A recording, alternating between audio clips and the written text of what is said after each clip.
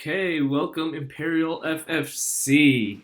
I know it's been a while, and I apologize for that. It's just I've been out of town for the last month, and it's a little hard for me to go ahead and do all these videos and edit them, and since it takes a long time.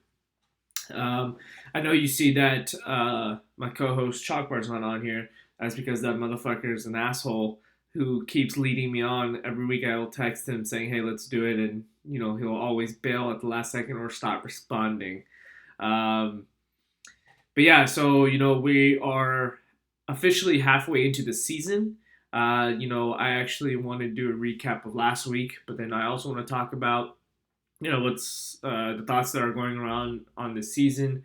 Um, I guess I want to discuss like the championship match favorites, the Sacco Bowl favorites, and pretty much just talk about what I think is going to happen. And yeah, so let's start off with last week's recap.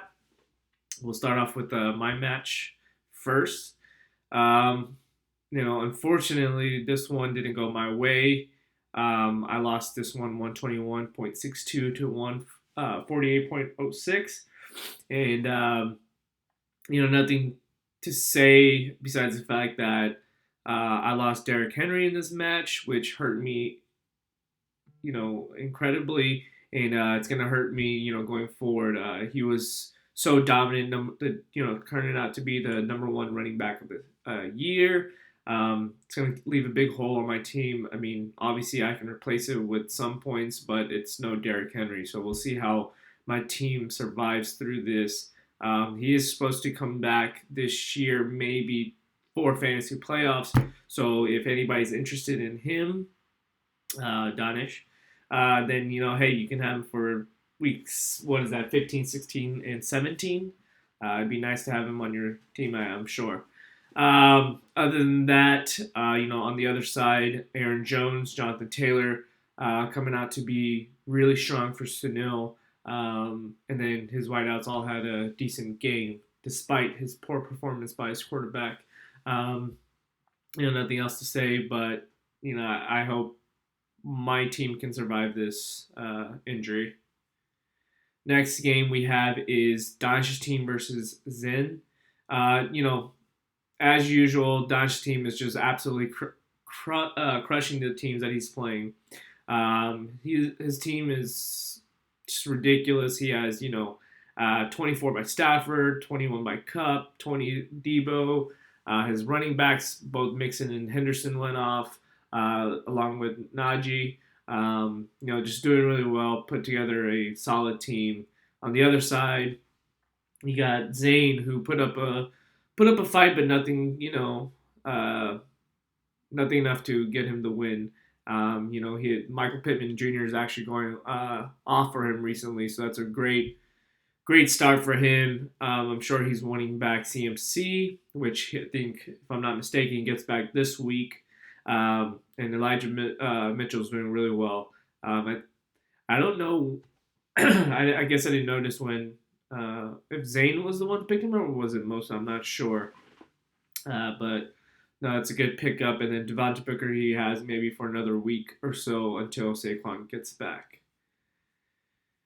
The next match we'll talk about is Butt Bobby versus the Lasso Way. This is now the fifth or fourth time Mosin's team has scored sub 100, which is very scary, in my opinion. He has a lot of name value on his team, but the fact that they're constantly scoring less than 100 is super worrisome for him, in my opinion, especially being in an 8-man league, right?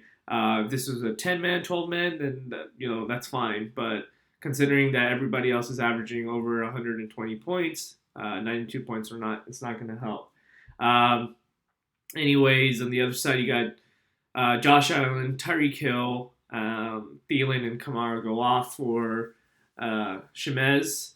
Shemez's team is it's a fluky one. Sometimes I feel like he does really well, or there's weeks that I just think that he's gonna crush it, but his team just falls short just because it's either boom or bust. DeAndre Hopkins this past week did get injured, so we'll see how that plays out for him.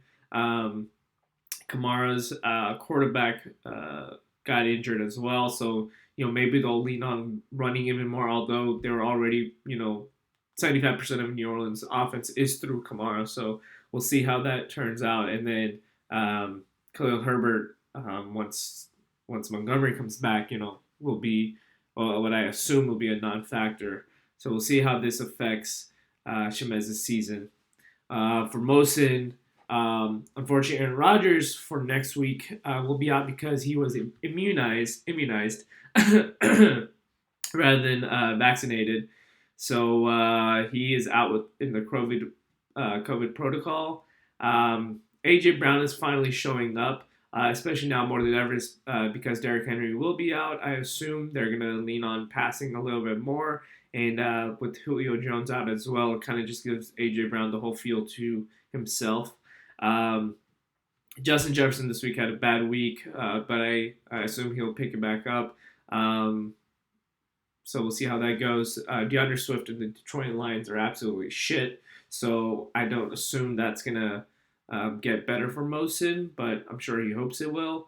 You got Edmonds, who is doing well, but unfortunately Connor keeps taking away those touchdowns. Although he had a one touchdown this game, I think this was the same game where Connor had two. So it just takes away from Edmonds, which sucks. Kelsey, I don't know what's going on with Kelsey. Sunil posed a question in our other group chat asking, is it that everyone has found out how to defend Kelsey, or is it that Kelsey lost a step? And that was an interesting question because Kelsey has not been as dominant as he has in the past. Now, obviously, the effects of Patrick Mahomes not doing well, and then it seemed as if teams also knew that if they took out Tyreek Hill, there's no one that Patrick Mahomes can lean on besides Kelsey. So I'm not sure. I wonder what y'all's thoughts. Do you think Travis Kelsey lost a step, or do you think teams have just adjusted in a lot better manner to guard both Kelsey and Patrick Mahomes? Nick Chubb, unfortunately, you think that because Kareem Hunt is out, that Nick Chubb would get all those points back because Kareem Hunt would steal them. But the name is slipping my mind right now. But Kareem Hunt's backup, he looks amazing. He actually looks better than Kareem Hunt, and he's still there. And he took that touchdown last week, so that really affects Nick Chubb's value, in my opinion, because when Kareem Hunt comes back, he's just going to get back in there and do what he was doing earlier in the season. And then the last match we have is the absolute shit show by Saquon These Nuts and second place. I don't understand how both teams score less than 100 points, and it's not even like they had any players on bye or anything like that. If I'm not mistaken, I think I had the whole group message me, different 3 or 4 different people message me saying, "Oh, Chocolate Bar doesn't have a tight end. Have you talked to him yet? Did you tell him that you're gonna find him?" I was like, "Dude, he already messaged him the first day, and he told me that he's gonna have somebody." But looking at it, it was a non-factor. It didn't even make a difference if you had someone there or not. I mean, both these teams just absolutely shit the bed this week. It is crazy. I mean, Joe Burrow did well for Usman, had 21.26 points. But Terry McLaurin, DJ Moore, Sutton and then Fournette and James Robinson got hurt. But besides him, everyone else just absolutely terrible, 2 receptions, 4 receptions, and just 40 yards. Just absolutely terrible. Not gonna bode well for this team if his team keeps it up like this. Emmanuel Sanders, he had a goose egg. I don't imagine him, having that again. But it was enough for Usman to go ahead and drop him this week because he was so upset, I guess. Which is crazy. Isn't it crazy that his second highest scorer on his team was his kicker? And then the third highest was his defense. that is such a shit show. Um, on the other side for Chalk Bar, Kyler Murray absolutely stunk it up. 11 points by him is an anomaly, so I don't think that's going to happen again unless that injury bothers him. Godwin went off for 24 points. Mike Williams looks like as soon as Mike Williams started doing bad, Chalk Bar's team kind of started doing bad as well. So it's kind of interesting to see how that 2.9 points by him is affecting him so much. You got Higgins going for 11. You got Dalvin only putting 7.8 and Gibson putting 6.9. That's terrible. I'm sure he's beating himself up, not understanding why his running backs are playing so bad. Dalvin Cook, I'm not too worried about, but Gibson, I am. That team just doesn't look good, and if that team doesn't turn it around, I just don't see why they would continue going, pounding the ground with Gibson. They may rely more on McKissick. I'm not sure. And then Noah Fant, I think this was just a fill-in for him. Kenneth Gainwell, absolute shit show. Boston Scott and I think Howard took over that backfield, and Gainwell became the third back, which is crazy because when Sanders was in, it felt like Gainwell was taking everything. So that's kind of out of left field. And then you got Bass going off for 11.6 and Buffalo for 13.5. Again, just absolute shit show. But Chalk Bar was able to edge it out 93.96 to 85.06. Okay. So now I want to go ahead and talk about the favorites for both championship and for the Sackle Bowl. Although I know anything can happen, considering that there's still 8 weeks left of the season. This is a halfway point, but we have 6 more weeks till playoffs. So a lot of stuff can change in this discussion, but I want to first shout out Donish's team. I mean, this guy drafted a hell of a team. In the beginning, I don't think anybody realized or thought that this team was going to do as well as it has. He has 3 of the top 5 wideouts of this year. So that's Cooper Kupp, Jamar Chase, and Deebo Samuel. These guys are in the top 5 for the year in fantasy points. I think it was Coop and Jamar Chase were 1 and 2 or 2 and 3, and Deebo was like 4. But just, absolutely insane. The fact that he, has all of them. And then to go along with that, he has 4 of the top 10 running backs with Henderson, Zeke, Najee, and Mixon. To have every week go through the fact that out of those 4, you have to choose 3. I mean, what a problem to have, right? And then he filled in his tight end position with Gesicki, who's done, really well, considering that Kittle has just been in my opinion, a bust for where he had gone and what he has done this year, being injured, and even prior to his injury, he just wasn't doing well. And then Julio Jones just being a bust for this year, but and then Matt Stafford as well, doing really well. So this team just all around is has a lot of star power for this year. I don't anticipate this team to slow down. It just seems as if every week Red Zone is just kind of around these guys because they're always scoring. So kudos to you. So obviously that's my pick that is favored to go into the championship game. My other pick is actually Dak to the future, Sunil. One, considering that this is his year, so maybe that good juju with the baby coming in, it will finally take him there, and maybe he'll edge it out against his arch nemesis Danish. But who knows? But no, for me, it's just the fact that Jonathan Taylor and Aaron Jones are just so strong. Jonathan Taylor is turning out to be one of the best picks in the draft. Strong numbers that he's putting up, and then Aaron Jones seems to always do it towards the end of the season as well. Um, and I think there's a lot of factors to this. Like, I truly believe that I would have been a favored person to go there only due to the fact that Derrick Henry went off the team for the year.